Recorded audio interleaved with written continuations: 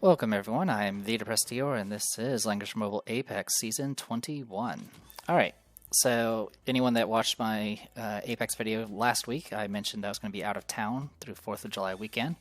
As I'm recording this, I am now back, but I did actually record this while I was out of town, which I did last year as well. I kind of just had a moment to just pull out the phone and start a match and hope it was going to be an easy one. Last year was a pretty easy box, and this year it's not as easy of a box, but it's definitely a nicer box than I would usually see in Apex, especially in Gold 3.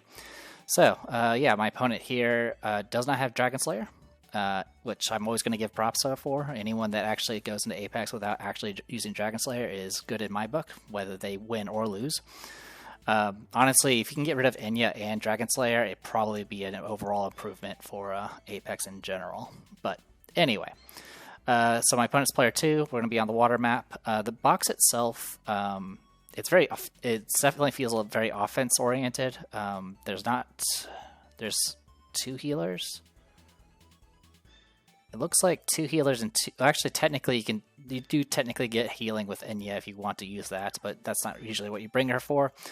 But yeah, you got Liana, Salika for healing, and then for your tanks, you have SP Landius and where is she? Christiane.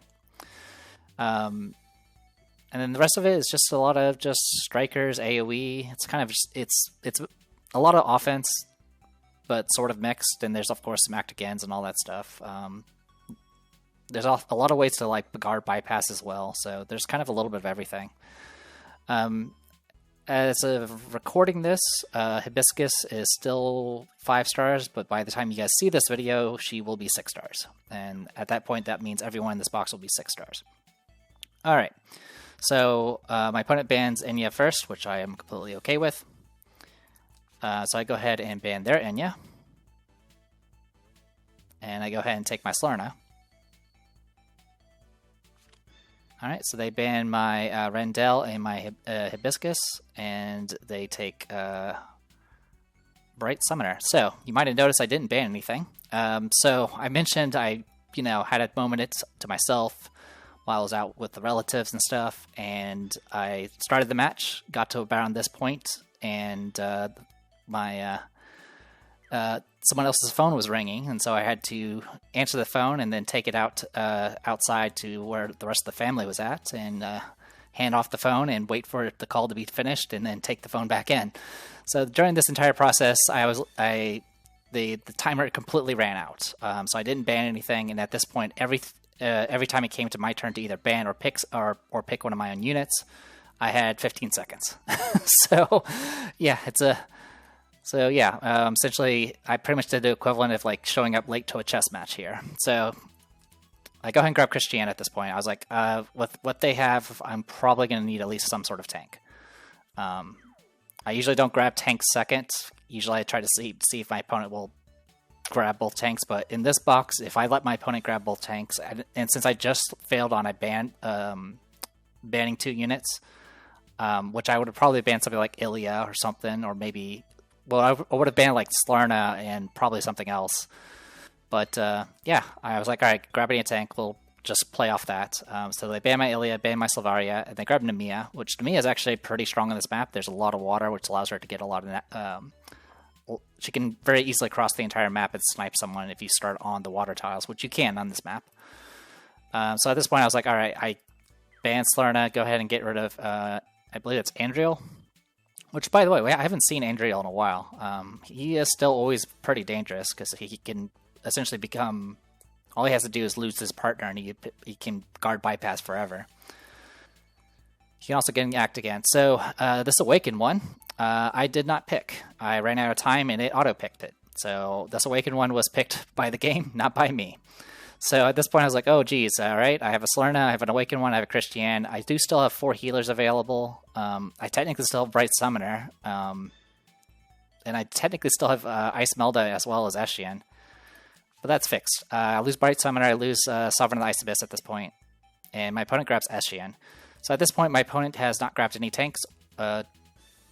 Since I usually assume if it's a first pick, Bright Summoner is probably the mage type, so they probably don't have a healer at this point. So at this point, I was like, all right, I need to get control of this. Right now, I have a tank. I can guarantee get some healers. So I banned both their tanks at this point. Also, just in general, these tanks are pretty hard to deal with. They have a lot of auras that reduce range damage and or magic damage. And since majority of my box is magic damage, I definitely needed to get rid of them. So at this point, I was like, all right, we'll grab SP TRS. I definitely prefer her just because she has a lot more passive healing to play around with. And technically, you can kind of use her offensively, though I haven't really had much experience using that. So at this point, they get rid of SGN and Liana. Yeah, at this point, they could have either banned both my remaining healers, which I think probably would have been the better call, or at the very least ban Rosen Seal. SGN, of course, I can understand the threat because of the act agains. Obviously, leaving me with a second tank, I'm not gonna bother taking a second tank in this. But with the way the box is set up and how my opponent plays, my opponent should have banned Rosen Seal because while SPTRs definitely can do a lot of passive healing, Rosen Seal pretty much shuts down all of the things that Namiya can do, particularly with like, making you be treated as if you're in water, and then you could be sniped easily, all sorts of crazy stuff. So my opponent grabs Celica at this point, which is not surprising. At this point, it's like, all right, get rid of TRS, get rid of Isolde, both of them, or yeah, get rid of Isolde because they both can bypass guard. At this point, I was like, all right, you have Ilya, which unfortunately I didn't have an opportunity to ban. I usually am pretty quick to ban Ilya, but to be honest, if I'm fine with grabbing Christiane early, I can probably just endure the hits from Ilya. The only time she becomes a real menace is towards the end when she starts just AoE blasting you off the map. And then everything else, obviously, Lina can be kind of dangerous with all the debuffs. Awaken 1, of course, Awaken 1 wouldn't be that dangerous. And then, of course, Liana can provide act agains. So I guard Rosen Seal at this point. So I have 2 healers, both of which can do a lot of passive healing as well. And then my opponent grabs Ilya. Ilya would be a lot more dangerous if my opponent had a tank, but in this case, they don't. All right, let's go over the box. So the Awaken one I was forced to pick. Poison Bat Mages, I did go 3C, Dimensional Shift, and I brought Doom Oracle. Obviously, my opponent doesn't have any tanks, so I'm trying to maximize my kill potential as much as I can, because obviously I only have 2 primary attackers, technically. Though I do have, of course, TRS does have that Word of the Holy Light passive. In any case, yeah, that was Awaken 1. For TRS, I am going with 3C, Realm of Repose, and then Ward of... Well, essentially I went with 3C and then all of her SP skills. I do have SP Holy Knights as well. One complaint I do have about the SP troops is not necessarily with the troops themselves, but the order that they're being upgraded to SP versions. It feels like there hasn't really been any tank troops that have been upgraded yet. I think what Spear Throwers is kind of the only one. So I'm kind of hoping they'll eventually start upgrading some tank SP troops to be slightly more durable, so we can actually not get tank busted as hard. In any case, I have Holy Knights, SP versions. For Christiane, I have all of our exclusives, including our 3C. One thing to note is the big dangers were, of course, Namiya, because she is an archer. I do have access to angels, which would be a lot better for dealing with Ilya. Also, I believe Ilya also has access to archer troops. So in general, I was just like, all right, we'll pick something that can reduce magic damage, which Royal Protectors kind of fits that. It's pretty much the only option that's not a flyer that fits the bill. But yeah, for those who don't know, Royal Protectors, they do have when attacked, they get +1 range, which isn't really that useful. They get 30% attack, but they also take 30% reduced magic damage. Rosen Seal, Shrine Maidens, which honestly I keep forgetting to check what troop she has to see if there's any better options. But all of her heals. That's all I brought all the crystal heals and miracle. And then over here we have Slarna, which I do have her skin for. Got SP Spider Demon Elves. We got 3C Brand, and then I did bring Dark Reaper just to have another single target attack spell. All right. As for my opponent, one thing I did forget to check.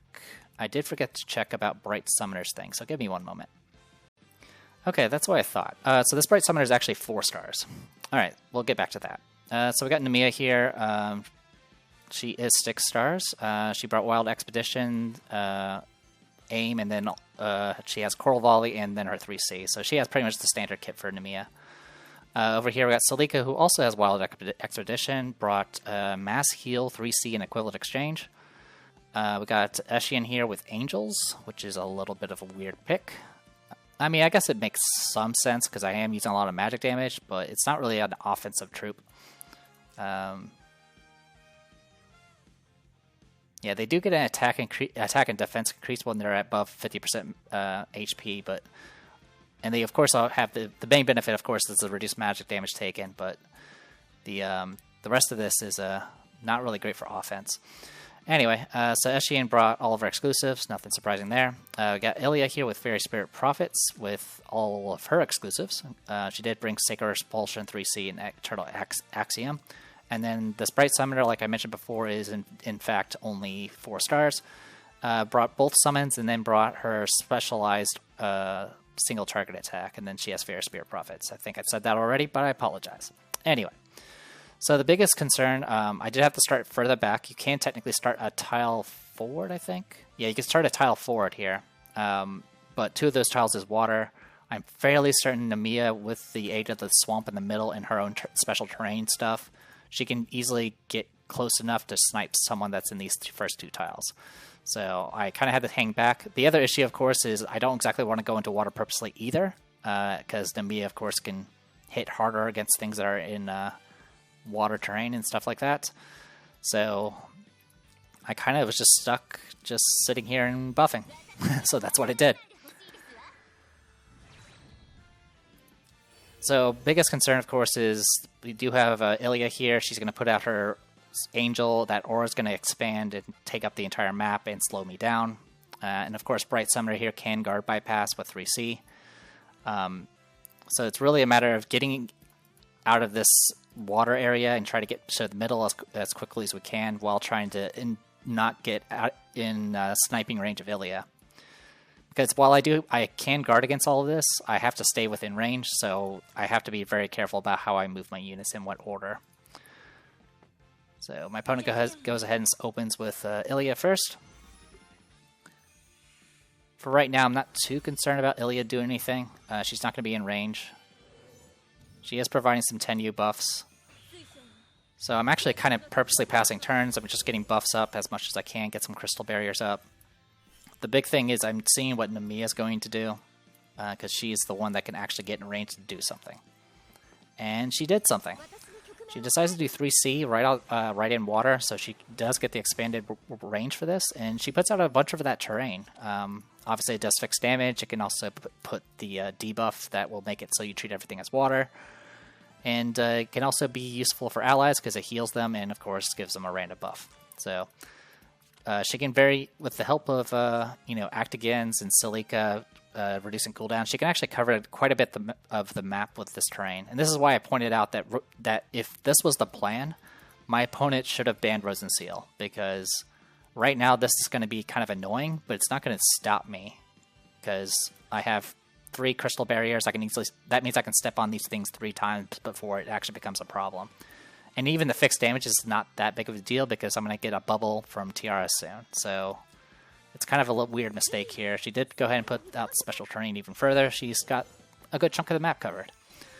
So I go ahead and move in, and I do 3C immediately with Tiaras. This will, of course, get me my bubble and give everyone an attack buff, give them attack blessing, give them extra mobility. That extra mobility is very useful because I can now get Awaken 1 to here. I can swap Slarna to here, and then I can move 4 spaces instead of 3 to here. I can put a rift here, and from that rift I can go all the way to here. And then I have the range staff, so I can attack essentially any of these 3 units already. So I'm actually once I noticed how far I can go, and I did have the swap available for Awaken 1, I've been just kind of waiting and seeing what Namiya was going to do. And at this point, I'm now planning on just using Slarna to kill somebody. And good news is, my opponent's focused on other things. So my opponent's going to go ahead and put the self-res on Namiya, which is completely fine. And then she's going to go ahead and refresh cooldowns, which is actually something I kind of missed, because that means Axiom is actually back up on Ilya, which means she can expand her rage even further before sniping me. Alright, so yeah. Now, like I said, no one can really reach me at this point. I mean, technically, Bright Summoner can try to run in and do some shenanigans. Actually, Bright Summoner could have done that. Let's summon it here. 1, 2, 3, 4, 5. I mean, if my opponent has a range staff, yes. If my opponent doesn't have a range staff, then no. I think that would be the case, because this Bright Summoner does not have boots. I know that much, but I don't know about the range staff. Alright, swapping in. So my +1 mobility buff that lasted like 3 rounds, unfortunately got replaced with a +2 mobility. It lasts only 2 rounds. Doesn't really have much of an influence, but it was something I noticed while I was looking at the replay earlier. Alright, Spellbound. So I use Spellbound at this point, and this ensures that Bright Summoner can't actually reach me now. I did get a random debuff thanks to the debuff staff, but it's nothing that significant. In both cases, it just ensures that Eshian or Bright Summoner can't really do anything at this point. And then I just pass in place. My opponent decides to go ahead and do a buffed up dash on Namiya, which I'm completely okay with. I'm going to go ahead and rush in. I have 3 crystal stacks, so I can just step on this train and be fine. Get my faction buff up, move in. So 3 range staff, spider demon elves.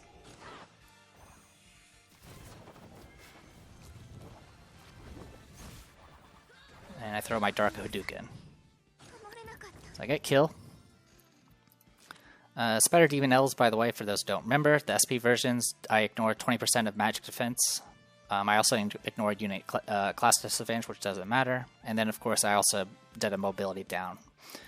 But yeah, did a one-shot there, and now I can teleport within 2 tiles of the Rift. Now, I'm going to be playing pretty defensively here, but if I had gone offense, I could have teleported to, like, here and just take the hit from the Ocean Current. Namiya would not be able to hit me because she would have to kill the Rift first. And then from there, I could have possibly done another snipe.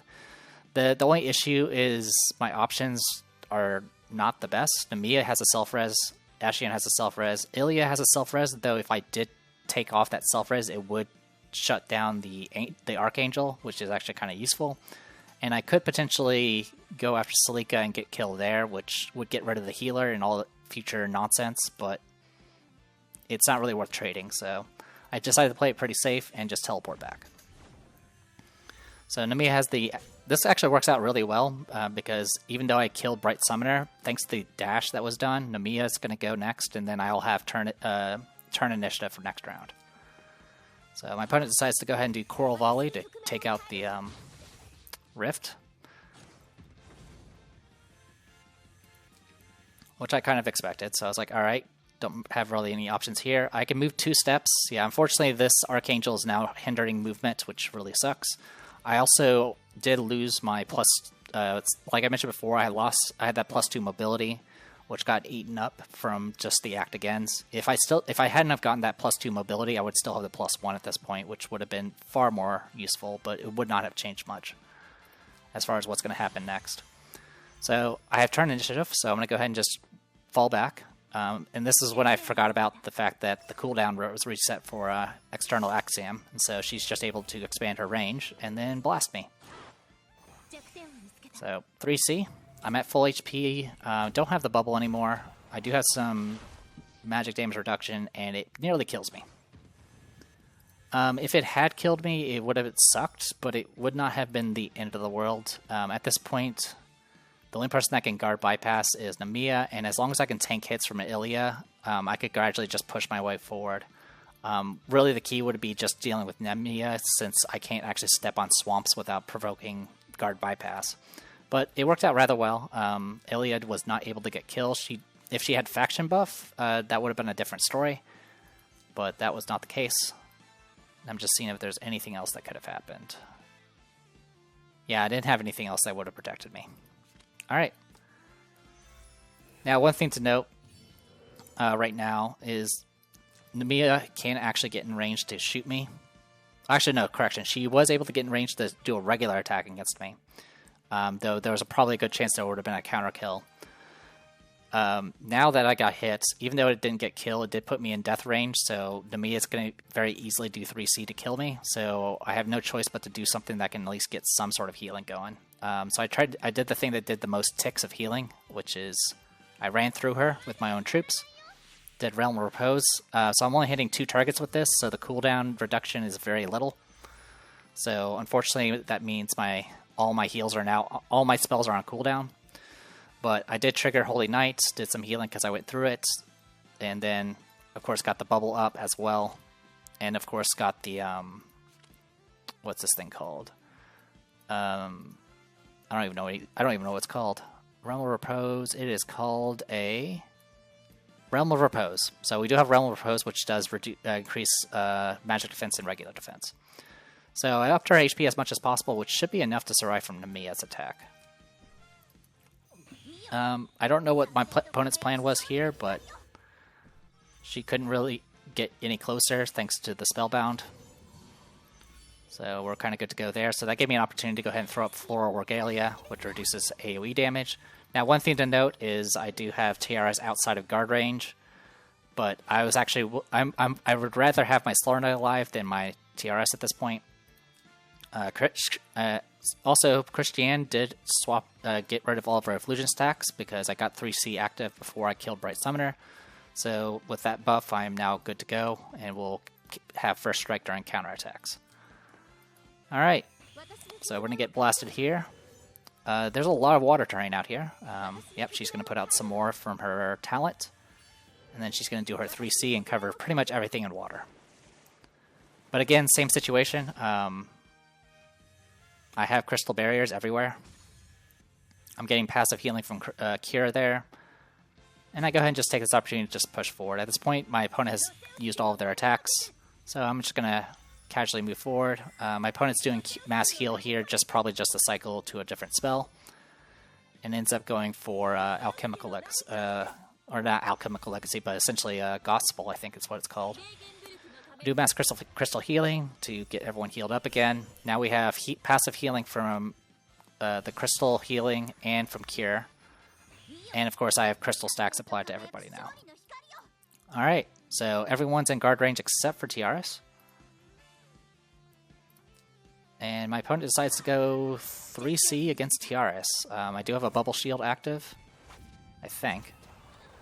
Actually, it might have went down because of 3C earlier, but I was at full HP, I had holy troops, and it wasn't enough to kill. I also have pretty decent magic defense. Yeah, I have 1107. Yeah, it's really good. And again, same situation. You don't have a faction buff. You have a plus 20% damage dealt, and that's about it. Obviously, Fair Spirit Prophets do ignore. Do they ignore? No, they have increased damage dealt and ignore Reflect. Okay. So yeah, just real quick, I just want to see. Yeah, I didn't have a bubble active. I was at full HP, so I did get the damage reduction for having holy troops. And then, like I mentioned before, I do have increased defense and magic defense. And then, of course, I'm going to get healed for a bunch as well on top of all of that. So yeah, Ilya can be pretty dangerous, but if you have a means to just soak her hits over and over again, then you're probably okay. The big danger, of course, is she just has near infinite cooldown reduction at this point. But if I can tank the hits, then it doesn't really matter. I can slow walk all the way to the middle if I need to. Speaking of, I do move forward, so now I have everyone but Rose and Seal in guard range, but Rose and Seal is out of range. I do get hit with Coral Volley here. Does pretty good damage. It is physical, and does a crit there. Probably the biggest issue is what I mentioned before, is just there's no faction buffs going on here. Got the plus 20% damage dealt buff being applied a bunch of times, and that's about it. I don't know who. I know Ilya would have been buffed, and I'm pretty sure Eshian would have been buffed by Bright Summoner if she had gotten a turn, but since that didn't happen, I didn't need to worry about it. But yeah, like I mentioned before, having both Cure and Crystal Healing together, it's just, I out-heal everything that's being thrown my way. And she's just going to keep throwing out terrain, which I'm okay with Oh, speaking of attacking with Tiaras here. So that is a regular attack from Tiaras with that passive.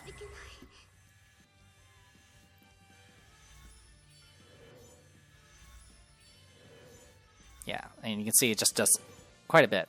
So yeah, at this point, my Tiaras didn't have any spells available. They were still all on cooldown. But I do have Holy Knights that can passively heal as long as I run through somebody. I had Guard still on Christiane, so I can move here. That's the big thing about the talent passive here, or not talent passive, but the SP passive here is it increases my normal attack range by 2. And it treats all of my normal attacks essentially the equivalent of the various basic single target attack skills, like the 1.5 times damage stuff. Also makes my ranged attack. It also makes any ranged attack soldiers attack with me, which Holy Knights are. And Holy Knights by themselves don't do much. Yeah, they don't actually have any extra attack. I think they do magic damage. Yeah, they do still do magic damage, but that's about it. Also, on top of doing attacks and stuff, she will also passively heal on top of that. So it's just a lot of base stuff going on here. So my Namiya was at about 23,000, and I of course had attack blessing active still, as well as an attack buff, and I critted. So yeah. So this eats up the res that Salika provided, which is fine. It was essentially just a free attack for me to do, which was completely fine by me. Healed up Christiane to full, which was the primary goal. Estienne runs up and attacks. It's going to do 3C. I did proc my armor. I have first strike, so I kill all the troops.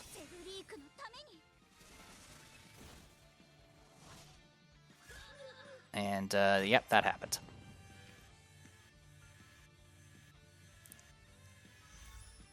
So some passive healing, but mine's higher. And that usual mistake I saw, I think it was in the previous video, where Estienne opted to heal herself rather than put up an attack buff. If she had put up the attack buff instead, she would have an effulgent stack. Or not effulgent stack, she would have a radiant stack, which would actually give her a self-res. But since she opted for a heal, she doesn't have a self-res. So at this point, my opponent gave up. I actually did get the attack off before it ended the battle. Essentially, I moved in with Slarna. I took a step up with Slarna and I attacked with Dark Reaper, which got me kill. At that point, my opponent literally had nothing besides Ilya, and I was essentially after that I had after getting the kill with Slarna, her cooldown for her Rift was off. And at that point, I would probably be able to get kills on Ilya pretty easily at that point. Obviously, there was still Namiya, but Namiya was kind of on her last legs anyway. I took out her self-res. I don't know if Salika's self-res was off cooldown at that point or not. But yeah, the fact of the matter is they had no answer for my tank. And most likely I would have probably been able to sneak a kill on Namiya soon enough. Also, I think I was about to get Spellbound again with Awaken 1, which I guess was kind of a surprise, was the fact that like I mentioned, I didn't pick Awaken 1. I ran out of time and it was picked for me. And the Awaken 1 was definitely the one that got me the initiative for this fight, which really helped out a lot. If my opponent was able to use Bright Summoner and get Faction Buff up and a Summon up, it would have been really hard to deal with. I don't think there would have been really any risk of being sniped from the being able to guard bypass with the 3C version of the summon, or even the follow-up. Yeah, because she didn't have an AoE, so it didn't matter. So there wasn't really any danger of that, but just being able to get the kill. Obviously, if the faction buff was active, Ilya would have been able to kill Slarna pretty easily with a counter kill. But if that was the case, obviously, positions would have definitely been different at that point. But yeah, it was a really fun match. I definitely enjoyed it, and I was glad it was a relatively easy setup to deal with. The strategy of like giving up a full ban phase and having the computer auto pick one of my party members was definitely a new meta that I got to try, I suppose. In any case, here's the data. Yeah, catching up with Slarna she's kind of my primary pick. I've been probably less focused on picking Bright Summoner. I've been kind of tempted to swap her to Holy Class, because that would give me another fancy healer that can do a lot of passive buffing and passive, or very decent debuff cleansing. Also, the Holy Class does do pretty well as far as like just being able to hit units pretty hard. So, I mean, it's something to consider. The big issue with Bright Summoner is kind of a similar one where way back in the day, like I guess like the first 20 or so seasons of Apex, when I was using Angelina, which I was doing really well with, where I was just, nudging the enemy with her 3C and then following up with a kill on a primary target. I'm kind of in the same situation with Bright Summoner, where I'm like, I run in, do the summon, hope I get a kill on something good, and hope I don't get punished too badly as a result of it, or I go in and try to get the kill and fail, and I'm in a really bad position. I probably should not be as reliant on things like that. So I may consider swapping her. I mean, it is nice to have someone that can guard bypass if you're doing like a tank push versus tank push, but that's not usually what ends up being the case in my situation. Or if it's a situation where it's tank push versus tank push, I'm usually against an opponent that is built to deal with magic damage, in which case Bright Summoner becomes far less useful. So I don't know. I may do some research on the Holy version, see what's available. I know kind of some things of what the summon can do. Obviously, it has access to Miracle, and then it has that fancy buff that it can, share buffs and expand mobility and things like that. That might be something I want to do in the future and see how things look from there. But that'll be for another time. For right now, I'm still exhausted from my trip, so I'm going to go ahead and call it here. I'm 52% win rate, which is pretty good. We'll see if that continues. I'm Theodore Prestior. This was Langrisser Mobile Apex Season 21. I'll see you guys later.